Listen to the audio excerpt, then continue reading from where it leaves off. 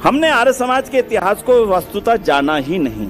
जो विचार सत्यानंद के हृदय के अंदर कौंध रहे थे, उन विचारों का नाम है आर्य समाज। जो सेवा का भाव पंडित रुलिया राम के हृदय में घूम रहा था, उसका नाम है आर्य समाज। आज के बाद ये कहना ये एक आर्य समाज ही भारत में एप्पल को लाने वाला है।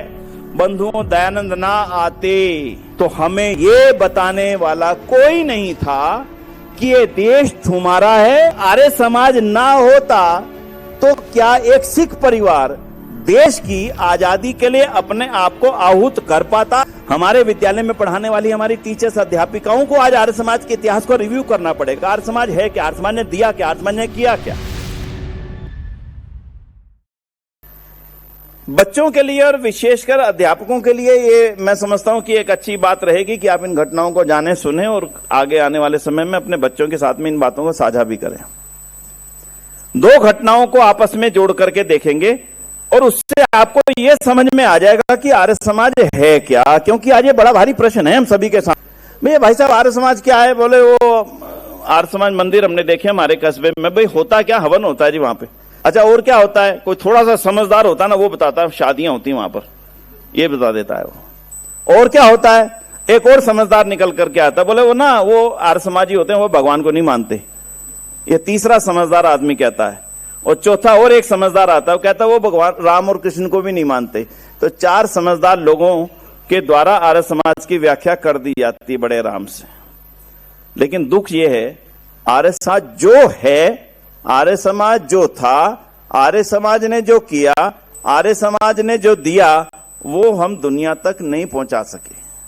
आज 150 साल बाद थोड़ा सा इसका चिंतन तो करना ही पड़ेगा। इसलिए दो छोटी छोटी घटनाएं सुनकर के आपको इतना अंतर जरूर समझ में आ जाएगा कि आर्य समाज ना होता तो। एक पंडित नीलकंठ शास्त्री थे, सनातन जगत के बहुत योग्य विद्वान, संस्कृत के बहुत गजब के विद्वान, इतने गजब के विद्वान कि लोग उनका लोहा मानते थे। कभी व्याकरण की बात आती थी, संस्कृत की बात आती तो कहते नीलकंठ शास्त्री जी से पूछो, वो इसका उत्तर देंगे, बिल्कुल ठीक होगा। कहते हुए एक दिन बाजार में से गुजर रहे थे और बाजार में भीड़ थी। भीड़ में जो एक पति पत्नी झाड़ू लगाने का काम करते थे बाजार में, वो झाड़ू लगा रहे थे। पति इधर लगा रहा था, पत्नी उधर लगा रही थी। पुराना जमाने की बात है, आज से 150 साल लगभग पहले की बात होगी, उससे आगे पीछे होगी मैं स्थिति के अंदाजन, लेकिन इससे आसपास बात होगी। तो बाजार में जब गुजर रहे थे तो उन्होंने देखा एक छोटा सा बच्चा, जैसे सफाई वालों का उसी पति पत्नी का एक छोटा सा बच्चा था, 2.5-3 साल का होगा, वो भी बिठा देते थे किनारे पर, अपना काम कर देते थे। इतनी देर में एक घोड़ा तांगा बिगड़ गया, यानी घोड़ा जो तांगे को खींच रहा था वो बिगड़ गया और वो भागने लगा बिना मालिक के, और वो चलने लगा। लोगों ने देखा, अरे घोड़ा उड़ गया, घोड़ा बिगड़ गया। तो वो जैसे ही घोड़ा भागा तो लोग भी अफरा तफरी में भागने लगे, बचो बचो बचो बचो, भागो भागो। नीलकंठ शास्त्री ने भी देखा पीछे से भीड़ भागती आ रही है, उसको अनुमान हो गया इसका मतलब कुछ गड़बड़ है। और इधर उसने देखा भीड़ भागती आ रही है, इधर उसने देखा एक बच्चा छोटा सा, वो बेचारा सड़क के बीच में, उसे क्या पता क्या होती है शोर, क्या किस लिए भीड़ भाग रही है। वो बच्चा किनारे से लेकर के सड़क के बीच में आ गया। नीलकंठ शास्त्री के मन में थोड़ा सा ममता का भाव जागृत हुआ, इसको बचाना चाहिए। जैसे ही वो उसको बचाने के लिए आगे बढ़े, पास पहुंचे, एकदम से मन में बात आ गई, ये बच्चा तो इस सफाई करने वाली का है, मैं इसको हाथ कैसे लगाऊंगा? अगर मैंने इसको हाथ लगा लिया, मेरा तो जीवन का जो धर्म है, आज तक की कमाई है, सारी भ्रष्ट हो जाएगी। जैसे ही उसको आगे बढ़े, पीछे हट गए ना, इसको हाथ लगा करके मैं अपना धर्म भ्रष्ट नहीं करना चाहता। फिर से जब भीड़ बहुत आगे आ गई, घोड़ा तांगा उसको नजर आ गया, फिर ममता जागी तेज अंदर से, नहीं नहीं नहीं नहीं, बचाना चाहिए। मानवता तो इसी की है कि इसको, बच्चे को तुरंत बचाना चाहिए। फिर बड़े बच्चे के पास तक पहुंचे, लेकिन हाथ लगाने से पहले धर्म की रस्सी इतनी मजबूत थी कि वो फिर से उसको वापस खींच लाई और वो उस बच्चे को हाथ लगा नहीं सके। बंधुओं, ये मैं नहीं लिख रहा, ये नीलकंठ शास्त्री लिख रहे हैं। कहते धर्म की इस रस्सी ने मुझे वापस किस कदर मजबूती से खींच लिया, मैं पीछे हट गया, पीछे हटने के पश्चात में घोड़ा तांगा गुजर गया, बच्चे को कुछ नहीं हुआ, बच गया, भगवान की कृपा थी, बच्चा बच गया। लेकिन मेरे मन में रात भर ये भाव पैदा होता रहा कि अगर बच्चा मर जाता तो इसका जिम्मेदार कौन होगा। तो मुझे अपने अंदर आत्मग्लानि पैदा हो गई कि मैं ऐसे धर्म में रह नहीं सकता जो एक छोटे से अबोध बालक को छू लेने मात्र से धर्म को भ्रष्ट कर दे। मैं ऐसे धर्म में अब रहना नहीं चाहता। और अगले ही दिन वो उठा करके चर्च में चले गए और पादरी से बपतिस्मा लेकर के और ईसाई बन गए। और ईसाई बनकर के बंधुओं उन्होंने पहली बार बाइबल का संस्कृत में अनुवाद किया और बहुत बड़े ईसाइयों के गुरु बन गए।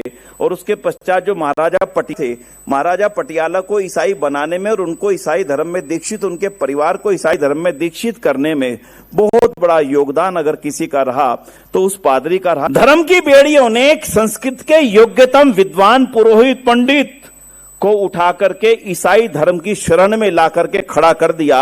और धर्म की बेड़ियां हमें मजबूर कर रही थी कि मैं अपने धर्म को छोड़ दूं, जिसके अंदर बुद्धि का काम चल रहा था। उस बुद्धि से इस हिंदू धर्म में रहना नहीं चाहता था। और बंधुओं, इसके दूसरी तरफ जो दूसरी घटना चल रही थी, उस दूसरी घटना को सुनना। वो दूसरी घटना अमेरिका से शुरू होती है। फिलाडेल्फिया का एक वो परिवार जो एक संपन्नतम परिवार था, संपन्नतम। आपने लिफ्ट चलती हुई देखी होंगी जिसके लिफ्ट के ऊपर ओटिस लिखा हुआ होता है। ओटिस लिफ्ट कंपनी, जो ओटिस की लिफ्ट थी वो सबसे पहले फिलाडेल्फिया में बनी थी। उसी लिफ्ट की बनाने वाली कंपनी में जो परिवार साझीदार था वो था स्टोक्स परिवार। उसी का एक बच्चा, नौजवान 21-22 साल का, जिसका नाम था इवान सैमुअल स्टोक्स। उसके मन में भाव पैदा हो गया कि मैं ईसाई धर्म का पादरी बनकर के और ईसाई धर्म का प्रचार करूंगा। दे दिया किसी ने भाव। कहां जाना होगा? भारत चलो। वो समुद्री जहाज में बैठ करके कहां फिलाडेल्फिया से बंबई आ गया। और बंबई में थोड़े दिन की ट्रेनिंग लेकर के उसको कहा गया कि तुम कहां पर काम करना चाहोगे? बोले बंबई में गर्मी बहुत है और मुझे गर्मी से दिक्कत है क्योंकि मैं ठंडे देश से आया हूं, मुझे किसी ठंडी जगह पर भेज दें। उन्होंने कहा कि आप हिमाचल में जाकर के काम करो। और वो हिमाचल में आकर के शिमला के पास एक जगह है, कोटगढ़ में आकर के रहने लगे। और यहां पर उन्होंने एक धर्म बना लिया कि अब मैं सारे हिमाचल को ईसाई बनाऊंगा। ध्यान देना, सारे हिमाचल को ईसाई बनाऊंगा। और वो कहते मैं खड़े होकर के कभी शाम को चोटियों की ओर देखा करता था। वो दिन कब आएगा जब इन सारी चोटियों के ऊपर मैं क्रॉस को लगा हुआ देख सकूंगा। और कहते बस इसी धुन में सुबह से निकलना, एक गांव में जाना, दूसरे गांव में जाना, तीसरे गांव में जाना। ईसाई कन्वर्ट हो चुके थे कुछ लोग यहाँ के। उन्हीं ईसाई कन्वर्ट हुए में से किसी एक लड़की से उन्होंने यहाँ पे लोकल हिमाचल की जो लड़की थी ईसाई बन चुकी थी, उससे शादी भी कर ली, इसलिए ताकि हिमाचल के लोगों पे प्रभाव पड़ सके, देखो मैं तो तुम्हारा अपना ही हूं। और शादी करके यहां पर संतानें भी पैदा हुई। और उसके पश्चात में वो प्लेग के लिए और ना जाने कितने अलग अलग मिशन चला करके, लेप्रोसी मिशन चला करके प्रचार काम करने लगे। धर्म काम एक ही था, पूरे इस हिमाचल को ईसाई बना लेना। और इसी दौरान बंधुओं, आर्य समाज का एक मिशन यहां पर जब एक प्लेग फैला क्षेत्र में, और काफी लंबे क्षेत्र में फैला था, प्लेग की वो घटना इनके लिए तो बहुत बड़ा अवसर था। इससे अच्छा अवसर क्या आएगा? प्लेग फैल गया है, अब हम दवाइयां लेके गरीबों के घर में जाएंगे, दवाई देंगे, जो ठीक हो जाएगा कह देंगे तुम्हें देखो ईसा ने ठीक कर दिया, ईसा की तुम्हारे पर कृपा हो गई है, बन जाओ ईसाई। और यही धंधा तो पिछले 500 सालों से चल रहा था। बंधुओं, उस प्लेग में अंदर इवान सैमुअल स्टोक नाम के पादरी ने भी अपनी टीम को ले जाकर के काम करना शुरू कर दिया। तो एक घर में घुसे, घर में देखा तो अकेला एक बीमार पड़ा हुआ है। अकेला, बोले क्या हुआ? बाकी सब छोड़ के भाग गए। सब जानते थे कि अगर इसका छोटा सा भी मुझे हाथ लग गया तो मैं भी बीमार हो जाऊंगा, प्लेग मेरे को भी हो जाएगा। छोड़ के भाग गए। अब पादरी ने सोचा अब ये अकेला है और ये मरने वाला है, तो जो अकेला मर जाएगा तो मैं ईसाई किसको बनाऊंगा? इसलिए उसने उसको छोड़ करके दूसरे घर के लिए ढूंढने के लिए चल पड़े। लेकिन बंधुओं, दयानंद की टोली वहां पर पहुंच गई। आज दुनिया को ना जाने कितने नाम याद हैं, पर उस सच्चे सेवा के सिपाही का नाम शायद ही दुनिया को किसी को याद हो, जिसका नाम था पंडित रुलिया राम। पंडित रुलिया राम वहां पर अपनी टीम के साथ, इन्हीं आर्य समाजियों की टीम के साथ काम करने पहुंच गए। और उन्होंने उस मरते हुए व्यक्ति को देखा, गले के ऊपर इतनी बड़ी गिल्टी हो चुकी है, फोड़ा होता है प्लेग का और वो फूलता जाता, पानी बन जाता खून, और वो इतना फूलता जाता, फिर वो व्यक्ति बच नहीं पाता, सांस लेना मुश्किल हो जाता है। ऐसी परिस्थिति में उन्होंने देखा इलाज करना चाहिए इसका, कैसे करें? डॉक्टर नहीं है, कंपाउंडर नहीं है, चाकू नहीं है, छुरी नहीं है, कहां से करें? शाम होने वाली है। तो पंडित रुलिया राम ने जो सेवा काम किया वो अद्भुत था। उन्होंने कहा चादर लाओ, चादर को बीच से थोड़ा सा फाड़ो और उस जो कटा हुआ हिस्सा है उसको फोड़े के ऊपर रख दो, पूरे शरीर पे चादर आ गई, फोड़े के हिस्से के ऊपर से काट करके रख दिया गया। और जो कोई आदमी सोच नहीं सकता, कल्पना नहीं कर सकता, मन में विचार भी कभी नहीं आ सकता, किसी पराये आदमी के लिए तो क्या, अपना ही बच्चा बीमार हो उसके लिए भी करना किसी के लिए मुश्किल होगा। अपने मुंह के दांतों से उस फोड़े को काट करके उसका पस बाहर निकाल करके और उसके ऊपर जो संभव पट्टी रख के हो सकता था उसका इलाज कर दिया और अगले दिन उसको हॉस्पिटल में भर्ती करा दिया। वो ठीक हो गया। जब वो ठीक हो गया तो खबर फैली दुनिया में और ये खबर उस पादरी स्टोक्स तक पहुंची। पादरी स्टोक्स को पता लगा कि जिस घर को हम छोड़ करके आए थे उसका तो इलाज कर दिया गया। अरे किसने किया? बोले कोई बाहर से आए हुए, लाहौर से कोई लोग आए। बोले कौन लोग हैं? मिलने की इच्छा थी, मिले। पूछा भाई तुम्हारे अंदर ये सेवा भावना कहां से आई? बोले ऋषिदान ने कहा मानव सेवा ही सच्चा धर्म है। मैंने तो अपना कोशिश की थी, वो बच गया, परमात्मा का बड़ा धन्यवाद करता हूं।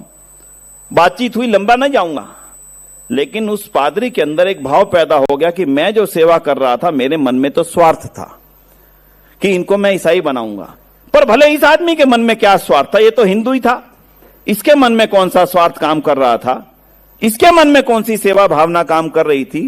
फिर से गए, पंडित जी कोई आपने गुरु की पुस्तक दे सकते हैं? तो बोले हाँ दे सकता हूं। बोले सत्यार्थ प्रकाश ये पढ़ो, पीछे से मंगवा करके दी। सत्यार्थ प्रकाश और ऋषिदान की जीवनी को इवान सैमुअल स्टोक ने पूरा पढ़ा। पूरा पढ़ने के पश्चात में जो कुछ वो अमेरिका से लेकर के आज तक आया था वो सारा बोझ लगने लगा कि ये तो बोझ है। और इसको पढ़ने के बाद ही मुझे वास्तव में समझ में आज आ पाया है कि ये संसार है क्या, ईश्वर है क्या, मनुष्य है क्या, इसका जीवन है क्या, इसकी सच्चाई है क्या, इसका कर्तव्य है क्या। फिर पहुंच गए, पंडित जी अब मैं सारा पिछले जीवन को भूलना चाहता हूं। बोले मतलब? बोले बस मैं ऋषिदान का सिपाही बनकर के अब केवल और केवल आर्य समाज का काम करने की इच्छा से बाकी बचा हुआ जीवन बिताना चाहता हूं और मैं हिंदू धर्म का अनुयायी बनकर के आपसे दीक्षा लेना चाहता हूं।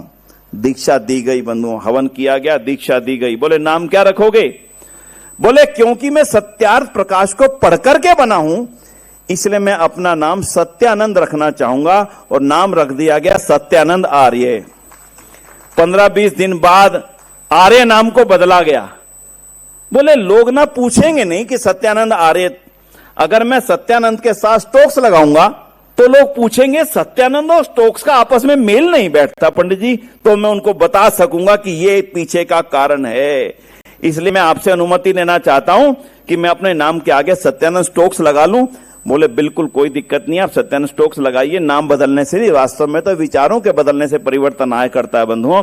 और वह विचारों का इतना बड़ा परिवर्तन अगर आया, सोच करके बताना। एक नीलकंठ शास्त्री उस सनातन परंपराओं को जो वास्तव में सनातन नहीं थी बदल करके उनको दूसरा रूप दे दिया गया था।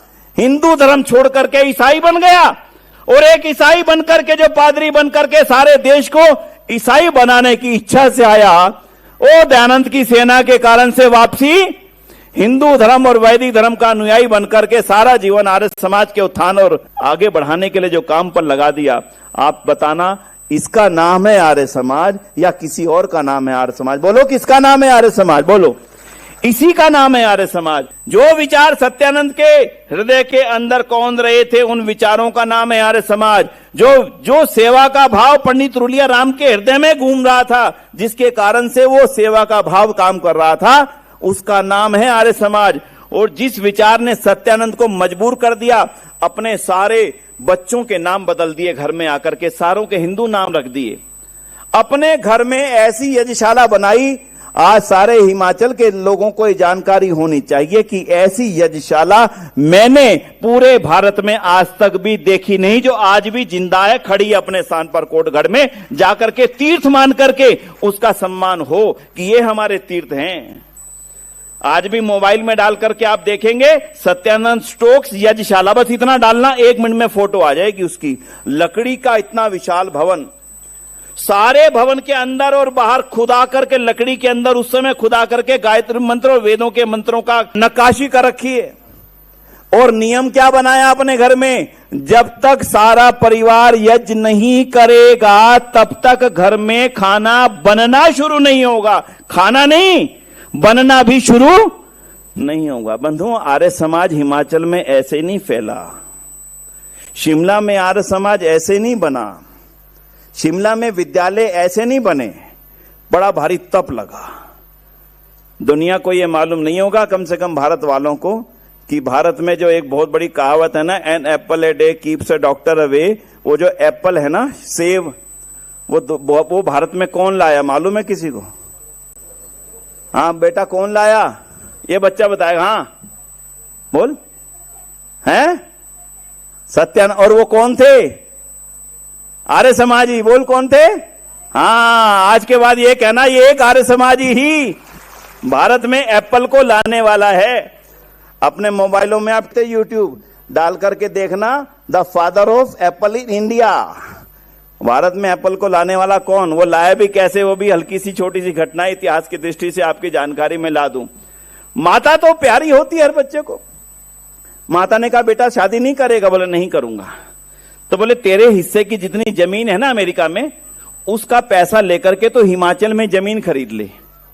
वो हिमाचल के लिए जमीन, वो अमेरिका से पैसा लाए सत्यानंद, हिमाचल में जमीन खरीदी और वहीं का सेब, कैलिफोर्निया सेब जो है, वहीं के सेब का बीज ला करके हिमाचल में उगाया और उससे खेती शुरू करी। और वो बीज जो है आज वो पूरे हिमाचल, उत्तराखंड के उत्तरी क्षेत्रों में फैल गया। इसीलिए सत्यानंद स्टोक्स को father of apple in India बोला जाता है। किसी को मालूम ना हो, लेकिन ये हिसाब किताब बताओ, आर्य समाज में पढ़ने वाले बच्चों को, आर्य समाज में पढ़ाने वाले हमारे अध्यापकों को और आर्य समाजी कहलाने वाले हम सबको जानकारी होनी चाहिए कि नहीं? बोलो हाँ या ना। तो आज के बाद दुनिया को बताओगे कि नहीं कि आर्य समाज ही था जिसने सेव को भी भारत में लाने का बड़ा काम किया। बंधुओं, ये था आर्य समाज। अगर आर्य समाज ना होता, ना जाने कितने नीलकंठ शास्त्री लगातार ईसाई बनते चले जाते और रोकने वाला कोई नहीं था, कोई नहीं था। दयानंद की बात करें, अरे दयानंद के अलावा आज भी कोई नहीं है जो बाइबल के ऊपर बोल सके। दयानंद के अलावा दूसरा आज भी कोई नहीं है जो कुरान के बारे में बोल सके। दयानंद के अलावा आज भी कोई नहीं है जो बौद्ध ग्रंथ के अंदर लिखी हुई अनर्गल और अनैतिक और अवैज्ञानिक बातों के बारे में बोल सके, जैन ग्रंथों में लिखी हुई अवैज्ञानिक बातों के बारे में बोल सके। अगर इन बातों को बोल करके हमारा ध्यान किसी ने आकर्षित किया और ये बताने में कामयाबी हासिल की कि केवल वेद ही अकेला और अकेला पूर्ण और शुद्ध ज्ञान है। ये बच्चे बोलेंगे मेरे साथ, वेद ही अकेला पूर्ण और शुद्ध ज्ञान है। इसमें सब कुछ समेट गया, पूर्ण है, उसके अलावा और कहीं नहीं है। कोई दुनिया का व्यक्ति कहता रहे इसने मैथमेटिक्स दी, इसने जीरो दिया, इसने शून्य दिया, इसने ये दिया, इसने वो दिया, उससे जाकर के पूछ लेना भाई तुझे किसने दिया।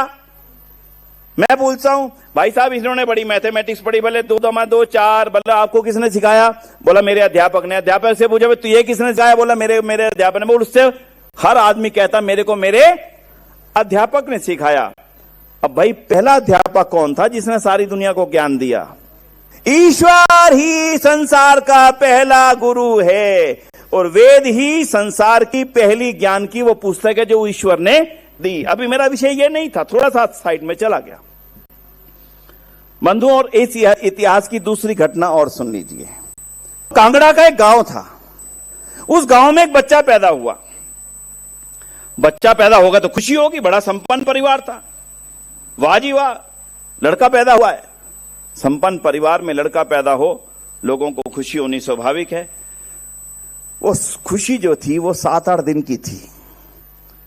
7-8 दिन बाद पंडित जी आए, जजमान तुम्हारे बच्चे की ना मैं क्या बना के लाया हूं, कुंडली बना करके लेके आया। सब सुनना ध्यान से, आर्य समाज ने कहां कहां से बचाया है, किन किन अवरोधों से बचाया है, कुंडली बना करके लाया हूं। आओ पंडित जी आओ बैठो।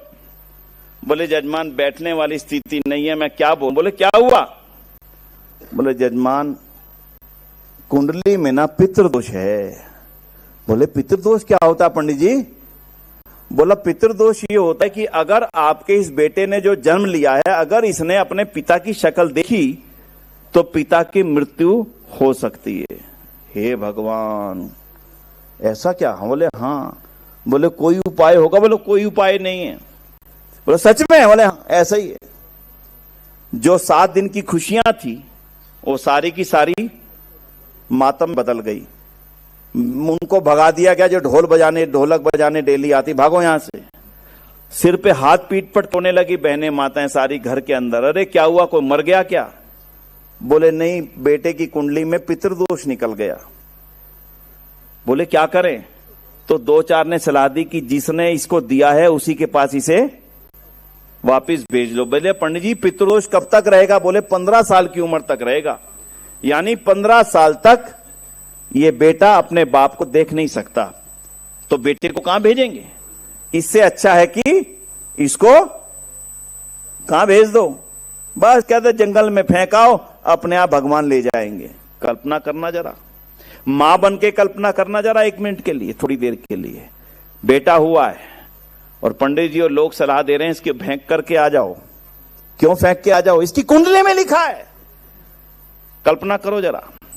तो बंधु एक समझदार आदमी आया, उसने कहा कि तुम इसे दूर ही रखना चाहते हो ना आंखों से। बोले हाँ। तो बोले इसको ना किसी गडरिये को दे देते हैं और गडरिये को पैसा देते रहेंगे 5 रुपए महीना, और वो इसको पालता रहेगा, खाना पीना खिलाता रहेगा। 15 साल बाद देख लेंगे क्या करना है। कम से कम मारने का पाप अपने सिर पे ना लो। समझ में आ गई परिवार वालों को। बड़ा अच्छा विचार है, बड़ा अच्छा जुगाड़ है। गडरिये को बुलाया, 5 रुपए के ऊपर उसको दे दिया कि जाओ तुम इसको, अब ये तुम्हारा हो गया, हमारे महीने तुम्हें पैसा देते रहेंगे, इसको पालते रहना। गडरिये को लगा पैसा भी मिलता रहेगा और ये मेरी बकरियां भी चढ़ाता रहेगा, इससे अच्छा क्या है। ले गया। अब गांव में तो चर्चा फैल गई बंधुओं। जैसे वहां पे पंडित रुलिया राम का पहुंचना हुआ था, कांगड़ा के इस गांव में भी एक आर्य समाजी प्रचारक का पहुंचना हो गया। आप समझना आर्य समाज क्या, अब आराम से समझना। जैसी प्रचारक को पता लगा कि फलाने लाला जी ने अपने बेटे को गडरिये को दिया हुआ है, उस प्रचारक के मन में एक टीस पैदा हो गई। जो प्रचारक के, अब आराम से समझते जाना एक एक बार में कि समाज क्या है। जो प्रचारक के मन में पराए घर में पैदा हुए बच्चे के दर्द को समझ करके अपने दिल पे टीस पैदा कर रहा है, वो टीस पैदा करने का नाम ही है क्या है बोलो। हाँ, इस टीस का नाम है यार। मतलब उसको क्या पड़ी थी। अरे लाला जी का बेटा तो गया, उस प्रचारक को क्या पड़ी थी। प्रचार करता, तबला बजाता, ढोलक बजाता, 4 भाषण देता, चला जाता ना। ऐसे आर्य समाजी प्रचारक थोड़ी होते थे। उन्होंने कहा लाला जी का घर मैं चलूंगा। बोले चलो। लेके गए। बोले लाला जी ये गलत है, ऐसा कुछ नहीं होता। बोले महाराज जी आप शांत रहो, हम आर्य समाजी नहीं है, हमें नहीं सुननी। बोला जी पितृदोष कुछ नहीं होता, ये फालतू की बातें हैं, पंडितों की तैयार की है, आप मत मानो। उसको बेटे को घर लाके पढ़ाओ। बोले ना, उधर पिता अड़ा हुआ है और इधर ये प्रचारक भी अड़ा हुआ है। भले इसको उठने की क्या जरूरत थी भाई। क्या मिल रहा था, कौन सा युद्ध चल रहा था, कौन सा इसका बच्चा था, कौन सा बच्चा वापिस आ जाता तो इसको 100 रुपए फालतू दक्षिणा मिल जाती ना। पर दिमाग में बात एक थी, इस अंधविश्वास और पाखंड को समाप्त करना है। और उसी बात पे दोनों के दोनों अड़े रहे। जब दोनों के दोनों अड़े रहे तो आर्य समाजी प्रचारक के मन में एक विचार आया, ऐसा करो आप ये चाहते ना आपकी नजरों से दूर रहे। बोले हाँ। तो बोले उसको गडरिये के घर से बुला करके लाहौर में पढ़ लेख हमारा गुरुकुल चलता, उसे वहां भेज दो, आपकी नजरों से दूर भी रहेगा और पढ़ भी लेगा। उस पिता को ये बात समझ में आ गई। हाँ बात तो ठीक है भाई, मेरी नजरों से दूर ही तो रहना है ना, क्यों गडरिये के यहां पर ऐसे आर्य समाज के गुरुकुल में भेज देते हैं। बंधुओं उस बेटे को बुला करके, थोड़ा सा बड़ा हो चुका था, मुझे पूरा ध्यान नहीं, 2-3 साल का, 4 साल 5 साल के, मैं कह नहीं सकता हूं। उसको लेकर के और आर्य समाज के गुरुकुल में भेज दिया गया। वहां वो पढ़ा, पढ़ करके ग्रेजुएशन की, ग्रेजुएशन करके LLB करी और LLB करके जम्मू कश्मीर के हमारे महाराज जी प्रधान जी यहां बैठे, उनको भी जानकारी नहीं होगी। वो जम्मू कश्मीर के महाराजा हरि सिंह के प्रधानमंत्री बने। बोले उनको नाम क्या था? बोलो, बच्चों को मालूम नहीं है। हिमाचल के तो थे मेहर चंद महाजन, जस्टिस मेहर चंद महाजन नाम का वो शख्स जो कभी हिमाचल में पैदा हुआ था। अगर आर्य समाजी प्रचारक उन गांव में ना पहुंचते तो जो महाराजा हरि सिंह का प्रधानमंत्री बनकर के जम्मू कश्मीर विरासत को भारत के साथ जोड़ने का अगर किसी का सबसे बड़ा कारण माना जाएगा तो वो उसके पीछे का कारण था जस्टिस मेहरचंद महाजन का कट्टर आर्य समाजी होना और उस समय उनका प्रधानमंत्री होना। और उसके पश्चात जस्टिस मेहरचंद महाजन भारत के सीनियर जज बने और उसके पश्चात में सुप्रीम कोर्ट के चीफ जस्टिस ऑफ इंडिया बने और उसके पश्चात में DAV कॉलेज मैनेजिंग कमेटी के प्रधान बने। एक वो बच्चा जो गडरियों की तरह से गडरियों की बकरियां ही चराता रह जाता, आर्य समाज की कृपा के कारण से इतना महान व्यक्तित्व बन पाया। बंधुओं, ये मैंने केवल 2 घटनाएं आपके सामने रखी। आर्य समाज नहीं था तो वो बच्चा कहां था? गडरिये के यहां पर। और आर्य समाज जब पहुंच गया, वो बच्चा कहां पहुंचा? गुरुकुल से कहां पहुंचा? भारत के चीफ जस्टिस ऑफ इंडिया, जो सबसे बड़ा पद है भारत के अंदर, को सोच करके देखना आर्य समाज क्या है। हमने आर्य समाज के इतिहास को वस्तुतः जाना ही नहीं, चर्चा होती नहीं, अक्सर बातें होती नहीं, कुछ चीजें रह जाती हैं। ये 150वां साल है आर्य समाज का। आराम से समझना पड़ेगा कि आर्य समाज है क्या। ये बेटियों के स्कूल खुले, हिमाचल से जुड़ी हुई चीजें गिना रहा हूं आज आपको। पूरे देश की गिनाऊंगा तो आज पूरे दिन बैठे रहना, मैं तो गिनाता रहूंगा। केवल हिमाचल से जुड़ी हुई चीजें सुन लेना। हिमाचल में बहुत बड़ा भूकंप आया। उस भूकंप में ईसाई मिशनरियां सक्रिय हो गई और उनको लगा हिमाचल में जब भूकंप आया तो बहुत सारे परिवार चले गए, माता पिता चले गए, बच्चे रह गए, तो इन बच्चों को ईसाइयों के अनाथालय में ले चलो। और आज आपको जानकारी होनी चाहिए कि हिंदुओं के अपने अनाथालय होते ही नहीं थे, ईसाइयों के ही होते थे। और अंग्रेजों के कानून में जिस बच्चे के माता पिता नहीं रहते थे उसका नेचुरल और कानूनी वारिस फादर को माना जाता था। फादर मतलब समझ गए आप? चर्च का जो फादर होता उसी को मान लिया जाता था। तो नेचुरल कानून था कि बच्चा ना अनाथ हुआ और DM और SDM उस बच्चे की कस्टडी फादर को सौंप देते थे। और उसकी कस्टडी सौंपने के पीछे के ये कारण नहीं था, उसकी गहराई में कोई भी शायद नहीं गया। इस कानून की गहराई क्या थी? उस बच्चे की कस्टडी उस फादर के हाथ में सौंपने का इसके पीछे सबसे बड़ा जो षड्यंत्र था, उस बच्चे की संपत्ति थी, हाँ किसकी हो गई वो? हाँ, वो भी चर्च की हो गई। और इस षड्यंत्र को बंधुओं किसी ने नहीं समझा। जब वो माता रो रही थी कि मेरे बेटे को जंगल में भेजा जा रहा है, तो किसी माता ने चिंता व्यक्त नहीं की। किसी माता को आंसू नहीं आए कि एक माता का बेटा को छीन करके भेजा जा रहा है गडरिये के पास। किसी चिंतपूर्णी माता को चिंता नहीं हुई। किसी नंदा देवी की आंखों में आंसू नहीं आए। क्यों नहीं आए? क्योंकि वो आंसू केवल और केवल ऋषिदान की बनाई हुई आंखों में ही आने थे। और वही स्थिति अनाथों की थी। अनाथों के लिए अपना स्थान नहीं था। लाला लाजपत राय कहां? लाहौर से चल करके हिमाचल आए और यहां पर काम शुरू किया। और जब यहां पर काम शुरू किया तो पता लगा जितने भी अनाथ बच्चे होते हैं अगले दिन वो ईसाई ले जाते हैं उनको उठा करके, अगले दिन ईसाई ले जाते हैं उनको उठा करके। यहां पे SDM को एप्लीकेशन दी, हमें जाए, हम बच्चों को पालेंगे। उन्होंने कहा संभव नहीं क्योंकि कानून नहीं है। तो लाला लाजपत राय ने उस समय पंजाब स्टेट होती थी, यहां पर कोर्ट में मुकदमा करना पड़ा। कोर्ट में लाला लाजपत राय ने मुकदमा करा। अपने डाल करके ना AI पर या गूगल पर जा करके देखना, आर्य अनाथालय लाला लाजपत राय कोर्ट केस डाला गया। और कोर्ट केस डालने के पश्चात में जज ने एक निर्णय दे दिया कि अगर हिंदुओं के अनाथालय होंगे तो पहला हिंदू बच्चे का पहला अधिकार हिंदू अनाथालय को दिया जाएगा। अगर वो लेने से इनकार करे तो फिर फादर को दे दिया जाएगा। अब प्रश्न ये आ गया कि अब अनाथालय कौन बनाए? तो हिंदुओं के तो अनाथालय थे नहीं, एक फिरोजपुर था उस समय, एक अलग तरह का था उस समय की दृष्टि से। तो लाला लाजपत राय ने कोर्ट में घोषणा करी। यह भी हिमाचल से जुड़ी हुई इसलिए बता रहा हूं भिवानी में उनका घर था, तो बोले आज ही मैं भिवानी वाला घर आर्य अनाथालय बनाने के लिए दान करता हूं और उसको आर्य अनाथालय बना दिया जाए, आज ही घोषणा करता हूं। और ये घोषणा करके हिमाचल के जो अनाथ बच्चे थे उनको लेकर के भिवानी के अनाथालय में ले जाया गया और वहां पर अनाथालय नया शुरू हो गया। बंधुओं, आज आपके सामने मैं जो बात कहने खड़ा हुआ हूं वो केवल इतनी सी है। आर्य समाज ने समाज की जब जिस जरूरत को देखा उस जरूरत को पूरा करने के लिए अपना तन मन धन समर्पित किया।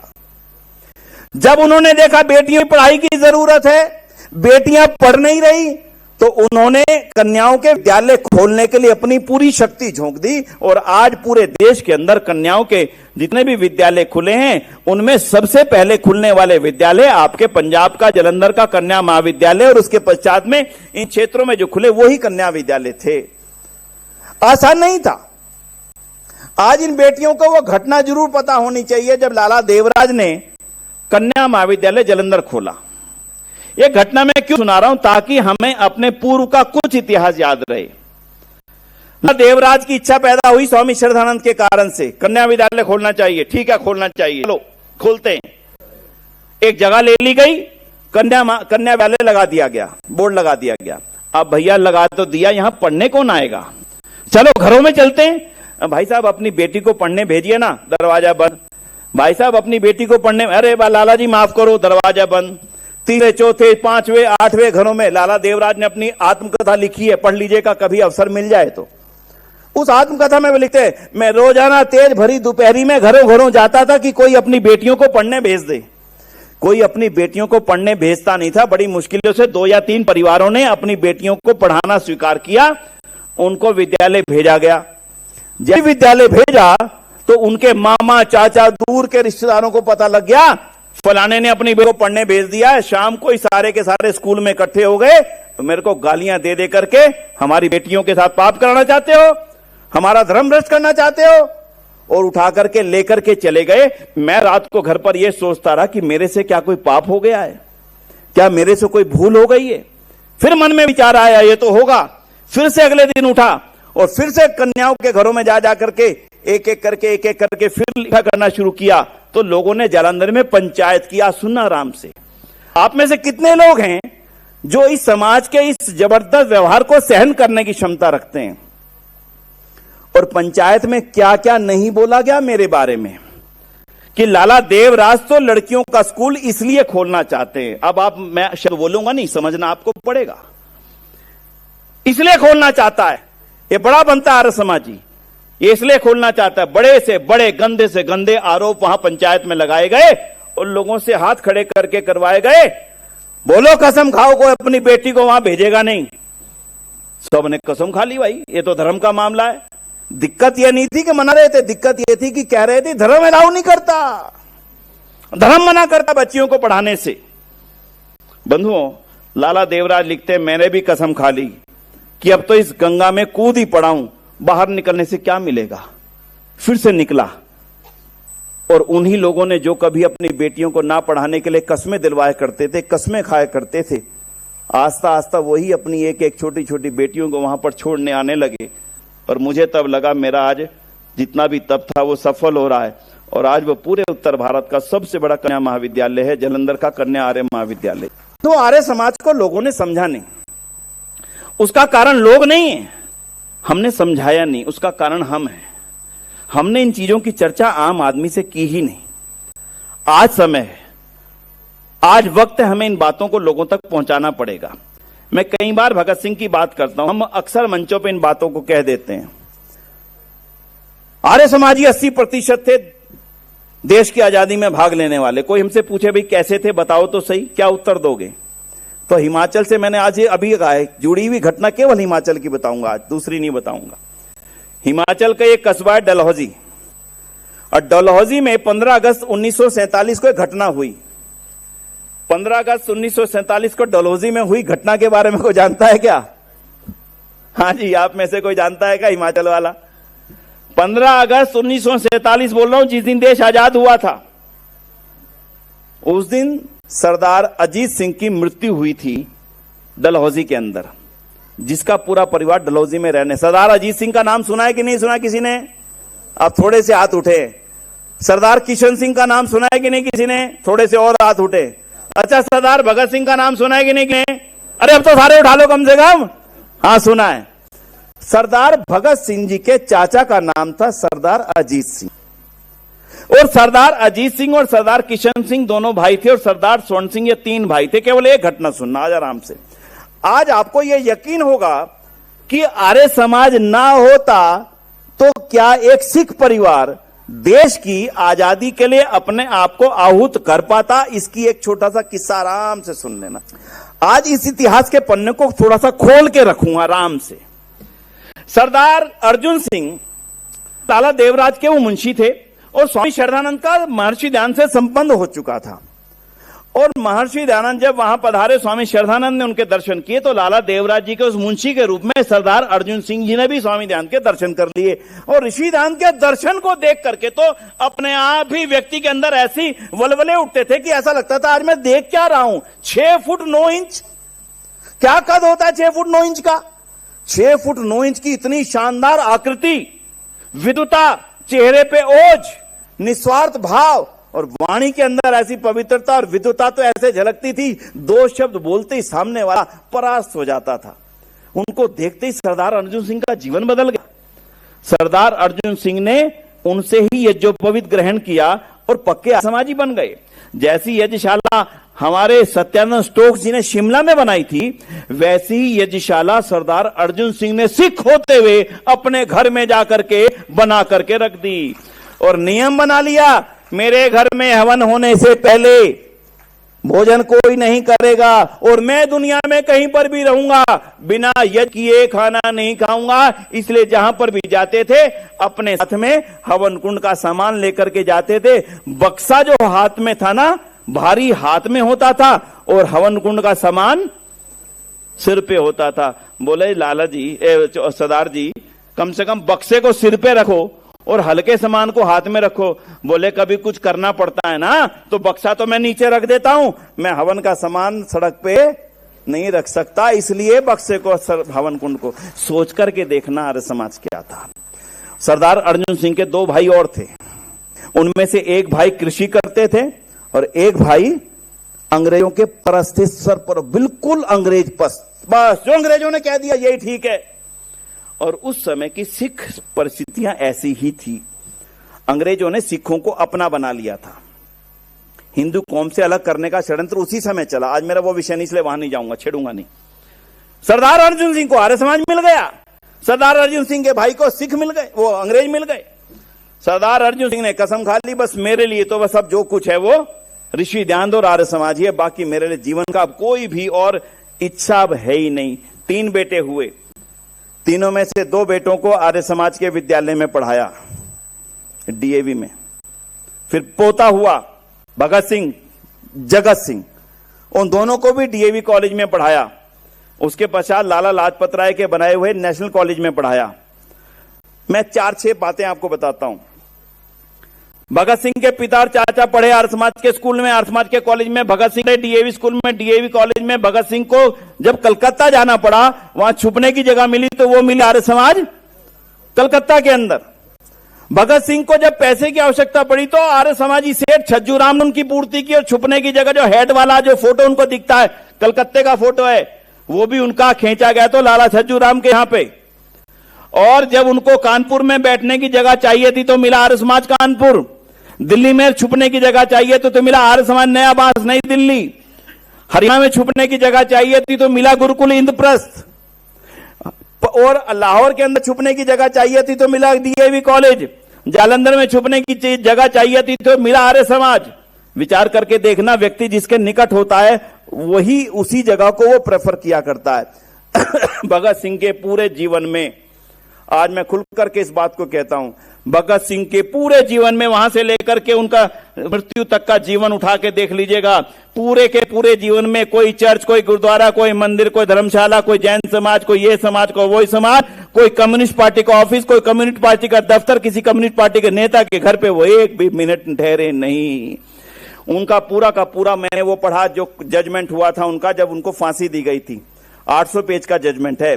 उस 800 पेज के जजमेंट पे केवल 4, 6, 8 नाम बार बार आते हैं। DAV school, DAV college, Arya Samaj मंदिर, सत्य और स्वामी जी के नाम, और बार बार Arya Samaj Gurukul DAV, Arya Samaj Gurukul DAV, Arya Samaj Gurukul DAV, कम से कम 350 स्थानों से ज्यादा जो उनके उस जो कोर्ट का पूरा जो उनका छपा हुआ है, पूरी पुस्तक जजमेंट छपी हुई है, हिंदी में ट्रांसलेशन हो चुका उसका। भगत सिंह नाम क्यों रखा गया? भगत सिंह क्रांतिकारी नहीं बने थे, गलती में मत रहना। भगत सिंह के तीनों चाचा और पिता तीनों के तीनों क्रांतिकारी थे, और भगत सिंह के दादा क्रांतिकारी थे। और जब भगत सिंह का जन्म हुआ तब तीनों के तीनों जेल में थे।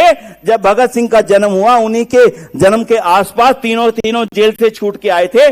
तब माता ने कहा तू तो बड़ा भागो वाला है, तेरे तीनों चाचा पिता छूट के आ गए हैं, इसलिए तेरा नाम भगत सिंह रखा जाए। इस परिवार को देशभक्त बनने की प्रेरणा, मैं शब्द नहीं लूंगा, किसी धार्मिक स्थान से नहीं मिली। कहां से मिली थी? केवल और केवल आर्य समाज से, दूसरा कोई कारण था ही नहीं बंधुओं। विचार करके आराम से देखना। 3 नाम और बता देता हूं। सरदार उधम सिंह, सरदार करतार सिंह सराभा, केवल 19 साल की उम्र में। 19 साल की उम्र होती कितनी है? आप में से कितने नौजवान यहां पे बैठे होंगे जिनकी 19 के आसपास उम्र होगी?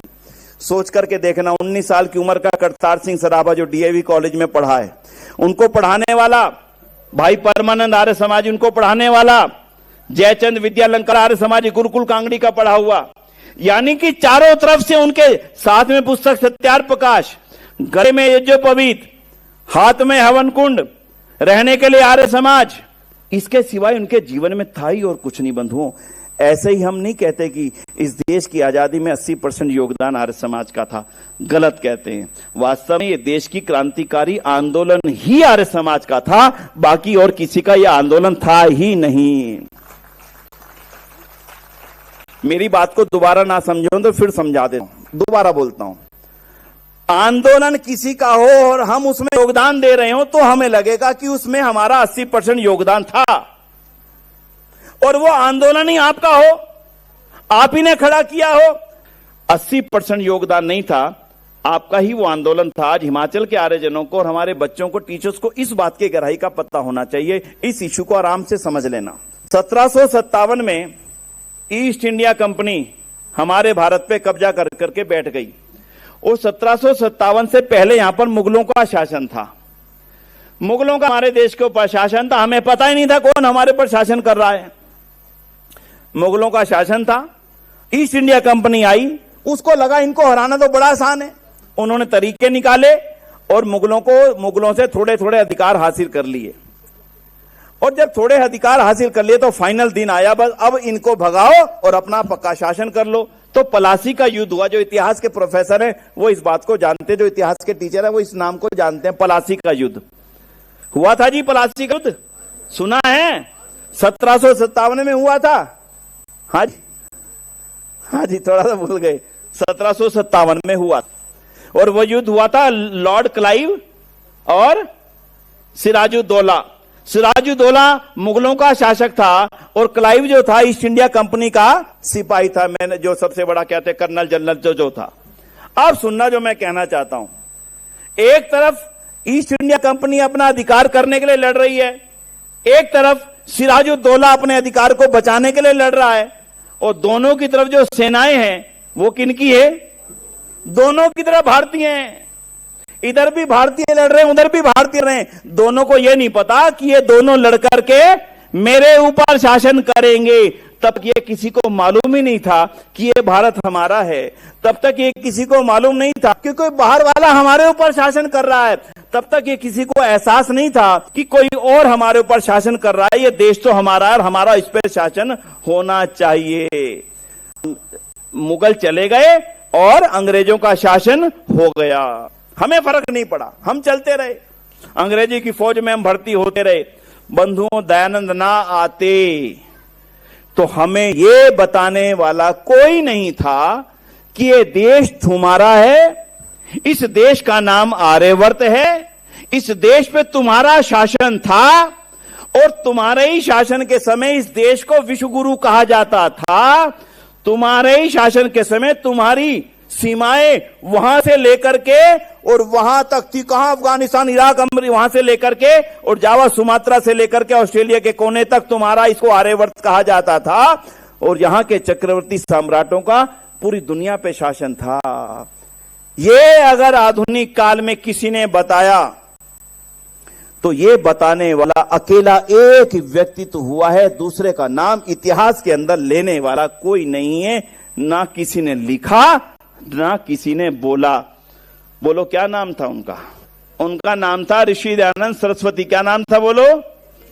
उन्होंने पहली बार बताया कि देश तुम्हारा है।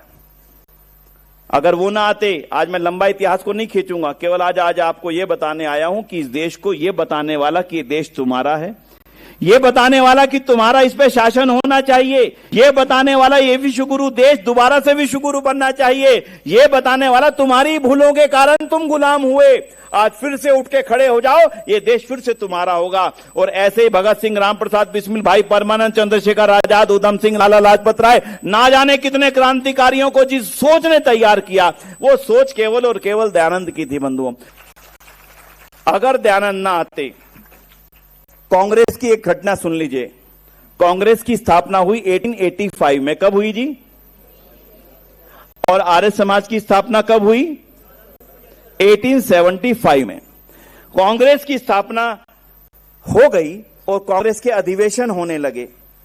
कांग्रेस के अधिवेशन होने लगे तो कांग्रेस के जैसे आज सब लोग बैठे हैं ना कांग्रेस के अधिवेशन में, तो हम भी बैठे हैं। तो कांग्रेस का अधिवेशन कैसे शुरू होता था? लॉन्ग लिव विक्टोरिया, बोलिए एक बार। ये नारा लगवाया जाता था कांग्रेस के अधिवेशन में सबसे पहले कि विक्टोरिया की जय हो, महारानी विक्टोरिया की जय हो। और महारानी विक्टोरिया जीवित रहें, लंबे समय तक हमारा नेतृत्व करती रहे, ये हम कामना करते हैं। महारानी विक्टोरिया हमेशा की हमेशा स्वस्थ रहते हुए हमारा नेतृत्व करें। इस प्रार्थना के साथ में कांग्रेस के अधिवेशन शुरू हुआ करते थे। हम आप ये कहें कि कांग्रेस ने देश को आजाद कराया, आज वाली कांग्रेस अलग है, फिलहाल हम उसकी बात कर रहे हैं। माफ करना, मैं किसी राजनीतिक पार्टी कांग्रेस की बात नहीं करता हूं। जो कांग्रेस उस समय थी उसको सोचना। जिस कांग्रेस का अधिवेशन लॉन्ग लिव विक्टोरिया से शुरू होता हो, जिस कांग्रेस के अधिवेशन में शुरुआत के अंदर और समापन पर यह कहा जाता हो कि हम तुम्हारे स्वास्थ्य की कामना करते हैं, आपका राज्य अक्षुण्ण रहे। क्या बोलते हैं हम? क्या बोलते थे कांग्रेसी के लोग? आपका शासन अक्षुण्ण रहे, हमेशा बना रहे। यह प्रार्थना कांग्रेस के अधिवेशन में कब तक पढ़ी जाती रही, कोई बता पाएगा? 1905 तक पढ़ी जाती रही। और कब छूटी ये प्रार्थना? बस आज समझ लेना, जब लाला लाजपत राय और लाला लाजपत राय के साथ में सारे पंजाब और आर्य समाज के प्रतिनिधियों का कांग्रेस के ऊपर वर्चस्व बढ़ता चला गया। आस्ता आस्ता बाल गंगा तिलक, इन सब की जो सोच और विचारधारा ऋषिदान ग्रेनाडा से शुरू होकर के जो पूना से शुरू होते हुए कांग्रेस के अंदर प्रवेश कर गई, उस समय जाकर के ये चेतन हुए कि नहीं, ये देश अब अंग्रेजों का नहीं है, ये देश किसका है? अब सोच के देखना, 1905 तक जब ऋषिदान को गए हुए कितने साल हो चुके थे? 17 और 5 23 साल हो चुके थे। और ऋषिदान की घटना सुनना, ऋषिदान से अंग्रेज पूछते हैं आपको कोई दिक्कत तो नहीं हमारे राज्य में? बोले ना, कोई दिक्कत नहीं। बोले सुरक्षा की कोई कमी तो नहीं है स्वामी जी महाराज? बोले नहीं, कोई कमी नहीं है। स्वामी जी, हमारे राज्य की उन्नति की कामना कर दिया कीजिए। तो स्वामी जी चुप नहीं रहे। आज अगर कोई किसी पार्टी का कोई यहां पर व्यक्ति आ जाए तो हम उसके सम्मान करते हैं, करेंगे भी, लेकिन हमारे अक्सर उसके खिलाफ बोलने की स्थिति बनती नहीं। हम सोचते हैं आए हमारे अतिथि, हम क्यों बोले उनके खिलाफ? लेकिन ऋषिदान चुप नहीं रहे। ऋषिदान मौन रह सकते थे, कहते थे सोचूंगा, कहते थे देखूंगा, सोच के कहूंगा, कल बताऊंगा। ऋषिदान ने एक बार भी सोचा नहीं, तुरंत क्या बोला? कौन बताएगा? स्वामी जी ने फटाफट कहा, अरे तुम कहते हो कि अंग्रेजी साम्राज्य की उन्नति की कामना करूं? अरे मैं तो रोजाना सवेरे की प्रार्थना में अंग्रेजी साम्राज्य की समाप्ति की कामना किया करता हूं। आप सोच करके देखो, ऋषिदान की सोच स्पष्ट है। वो अपने सत्यार्थ प्रकाश में 1875 में पहले से लिख करके बैठे, 1872 में लिख चुके हैं। कोई कितना भी करे, परंतु जो स्वदेशी राज्य होता है वह ही सर्वोपरि व उत्तम होता है। ये शब्द है ना, कोई कितना भी करे, ये शब्द बड़ा महत्वपूर्ण है। शुरुआत यहां से होती, कोई कितना भी करे, क्योंकि उस समय सब लोगों ने कहना शुरू कर दिया था कि महारानी विक्टोरिया ने हमें अपने पुत्र के रूप में स्वीकार कर लिया है, अब क्या चिंता है, अब तो इन्हीं का साथ दो, इन्हीं के साथ चलेंगे, अब कोई चिंता मत करो। तो ऋषिदान ने लिखा था, कोई कितना भी करे, परंतु जो स्वदेशी राज्य होता है वह ही सर्वोपरि व उत्तम होता है। बंधुओं, कल्पना करके देखो, ऋषिदान 1872 में जो बात लिख रहे हैं, 1905 तक अंग्रेजी सरकार द्वारा पोषित वो कांग्रेस बनी केवल इसलिए थी ताकि वो अंग्रेजी साम्राज्य को मजबूती से कायम रखने के लिए भारतीयों का सहयोग ले सके। लेकिन उस षड्यंत्र में जो तीर था लगाने वाला केवल एक था, वो था ऋषिदान की विचारधारा के पीछे चलने वाला लाखों की संख्या वाला आर्य समाज, जिसके अनुयायी आज आप सब लोग मिलकर के 150 वर्ष का आयोजन यहाँ पर मिलकर के कर रहे हैं बंधुओं। इसलिए आज एक मन में छोटा सा तो भाव लेकर के जाएं इस पहाड़ियों से।